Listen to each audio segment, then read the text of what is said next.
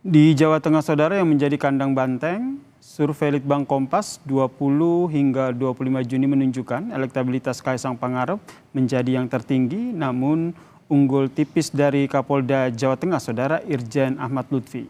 Dengan model survei pertanyaan terbuka atau top of mind, elektabilitas Kaisang sebesar 7%, kemudian Ahmad Lutfi ini 6,8%, mantan Wakil Gubernur Jawa Tengah Yassin Maimun ini 3,2% dan Raffi Ahmad 2,8%.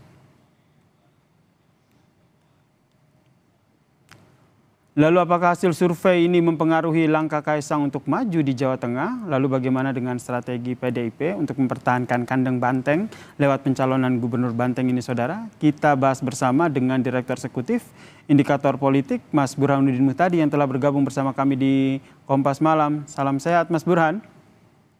Salam sehat ya, Sir. Anda merespon hasil survei ini seperti apa? Sudah terprediksi kalau Kaisang di survei di Jawa Tengah nih, wah, bisa tinggi nih. Ya, sebenarnya hasil survei Litbang Kompas itu konsisten ya dengan survei Indikator Politik Indonesia yang kami adakan beberapa waktu lalu. Jadi terjadi diskoneksi antara strategi kampanye politik dengan hasil elektoral. Jadi kalau kita lihat Kaisang ini kan lebih banyak mendedikasikan dirinya dan sekaligus menarasikan kampanyenya itu di Jakarta. Jadi semua resources termasuk langkah politik elektoral itu ditujukan oleh Mas Kaisang di Jakarta dengan rajin menggelar belusukan maupun Jumatan di wilayah Jakarta. Tapi elektabilitas Mas Kaisang di Jakarta seperti yang ditemukan oleh Litbang Kompas maupun oleh indikator politik itu sangat rendah sekali dan menurut saya tidak mengagetkan ya sih. Karena di Jakarta itu sangat tidak ramah terhadap calon yang punya afiliasi politik dinasti. Korbannya sudah banyak. Jadi memang tidak mudah buat Kaisang untuk berlaga di Jakarta.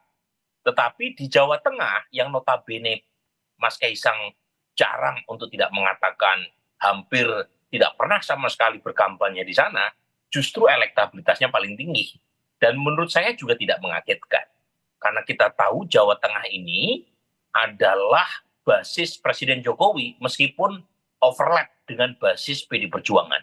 Tetapi magnet Presiden Jokowi itu sangat kuat sehingga menetes ke Mas Kaisang. Meskipun Mas Kaisang tidak pernah sekalipun berkampanye di Jawa Tengah. Jadi menurut Anda nih, meskipun ini disebut sebagai kandang banteng begitu, namun pengaruh dari Joko Widodo ini lebih mendominasi ya, sehingga membuat Kaisang ini surveinya tinggi di sana. Iya betul, jadi kalau kita mengacu pada pengalaman 2024, atribut Jawa Tengah sebagai kandang banteng itu terpaksa, tanda kutip ya, dicederai oleh kekuatan persona seorang Presiden Jokowi. Jadi kita tahu di Jawa Tengah ada puluhan kabupaten kota, itu hanya 2 yang dimenangkan oleh calon presiden yang diusung oleh PD Perjuangan, yaitu Wonogiri dan Kabupaten Boyolali. Di luar itu yang menang adalah calon presiden yaitu Prabowo Gibran yang didukung oleh Presiden Jokowi. Jadi itu menunjukkan sekali lagi bahwa predikat sebagai kandang banteng untuk 2024 itu terpaksa harus dievaluasi karena Sudah ternyata bergeser begitu ya, ke pengaruh Joko Widodo begitu. ya, kekuatan mesin PD Perjuangan itu oleh kekuatan men, yaitu Presiden Jokowi. Dan itu yang kemudian menetes untuk kasus Kaisang. Ya. Meskipun lagi-lagi kalau kita baca hasil survei, minimal survei saya ya, Yasir, itu sebenarnya tidak kuat-kuat amat ya seorang Kaisang di Jawa Tengah. Karena kekuatan Kaisang itu lebih karena faktor popularitas. Dia dikenal sebagai putra Presiden Jokowi dengan tingkat kedikenalan hampir 90%. Sementara lawan Mas Kaisang itu tingkat kedikenalannya itu di bawah 50%. Di survei saya misalnya Ahmad Lutfi itu baru dikenal 40-an persen. Bambang Pacul baru dikenal 30-an persen. Hendrar Priyadi, ya, mantan wali kota Semarang, Mas Hendi itu baru dikenal 13%. Jadi banyak sekali lawan-lawan Mas Kaisang dari personal maupun dari partai politik itu yang tingkat kenalannya rendah. Dan kan orang nggak mungkin milih kalau nggak kenal. Jadi Nah, Mas menurut Anda Kaisang Kaisang ini diuntungkan dari masih unggul karena tingkat keterkenalannya ya. Meskipun kalau kita lihat hasil survei Litbang Kompas ini ada potensi keterpilihan begitu. Ini juga lumayan tinggi yaitu 50%. ya tentu saja orang kan memilih hanya pada kelompok atau pada calon yang mereka kenal. Tetapi kalau misalnya lawan-lawan Mas Kaisang itu tingkat dikenalannya seimbang dengan Mas Kaisang, itu alarming tuh buat Mas Kaisang.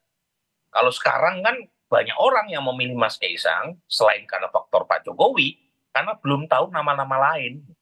Nah, kalau misalnya kita menyeimbangkan atau menyetarakan tingkat kedikenalan antar calon di Jawa Tengah, itu bisa bahaya buat Mas Kaisang. Kemudian Mas Burhan, ini menurut Anda akan menjadi sebuah pertimbangan yang besar hasil survei ini atau hanya sebagai bisa dijadikan sebagai pertimbangan yang salah satu pertimbangan utama begitu Kaisang untuk milih apakah akan maju di Jateng atau Jakarta? Menurut saya begini, memang Mas Kaisang meskipun elektabilitasnya belum cukup aman di Jawa Tengah, tetapi survei Indikator Politik Indonesia, survei Kompas, survei Lembaga Survei Indonesia, itu sama-sama menunjukkan Kaisang tingkat kedipilihannya lebih prospektif di Jawa Tengah ketimbang Jakarta. Artinya, meskipun tidak cukup aman di Jawa Tengah, tetapi dibanding prospek atau potensi elektabilitasnya di Jakarta, itu lebih menjanjikan di Jawa Tengah buat Mas Kaisang. Ya. Tetapi mungkin saja untuk kasus di Jakarta, Mas Kaisang masih menunggu-nunggu siapa calon gubernur yang muncul. Kalau misalnya yang muncul itu Anies Baswedan dan sudah didaftarkan ke KPUD, menurut saya Mas Kaisang peluangnya untuk maju di Jakarta jadi kecil. Karena bagaimana? Menurut Anda kecil gitu, tapi kalau kita lihat nih Joko Widodo sendiri dan juga koalisi Indonesia Maju begitu lebih rela melepas Kaisang untuk tidak di Jakarta atau lebih ke Jateng? Tadi saya belum menyelesaikan jawaban silakan. saya. Dipotong nih. Jadi kalau misalnya Mas Anies yang maju di Jakarta, itu peluang buat Kaisang untuk maju di Jakarta menjadi kecil. Karena untuk mengalahkan Mas Anies itu berat. Kalau misalnya Koalisi Indonesia Maju mengusung Mas Kaisang, baik sebagai calon gubernur atau wakil gubernur. Karena realistis saja, Mas Anies ini elektabilitasnya paling tinggi. Nah mungkin kalau Anies maju di Jakarta, potensi Mas Kaisang maju di Jawa Tengah jadi lebih besar. Tapi kalau misalnya Mas Anies tidak maju di Jakarta, entah karena sebab jadi menteri atau karena persoalan lain, mungkin saja Mas Kaisang akan terbuka untuk maju di Jakarta. Itu pun menunggu hasil survei, karena bagaimanapun survei Kompas jelas menunjukkan elektabilitas Mas Kaisang di Jakarta itu sangat tidak kompetitif. Anda melihatnya ke depannya nanti akan seperti apa nih strategi Kaisang? Akan, wah ini udah jadi sebuah modal awal yang bagus ini 7% begitu, akan semakin menggenjot tingkat keterkenalannya sehingga popularitasnya jadi lebih tinggi di Jawa Tengah atau seperti apa? Ya, menurut saya dia akan wait and see untuk dua wilayah ini. Sepertinya Mas Kaisang lebih ingin maju di Jakarta, tetapi kondisi elektabilitasnya tidak cukup mendukung sehingga Jawa Tengah menjadi opsi kedua. Ini dugaan saya ya. Tetapi saat yang sama dia akan menunggu siapa calon yang akan maju di Jakarta. Kalau misalnya Anies yang maju, kemungkinan Mas Kaisang akan melirik Jawa Tengah. Karena Jawa Tengah lebih menjanjikan buat kemenangan ketimbang Jakarta.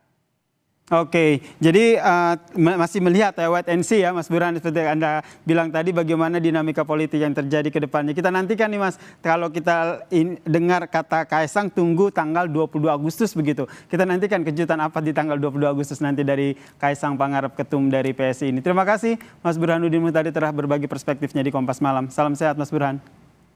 Terima kasih Yasir.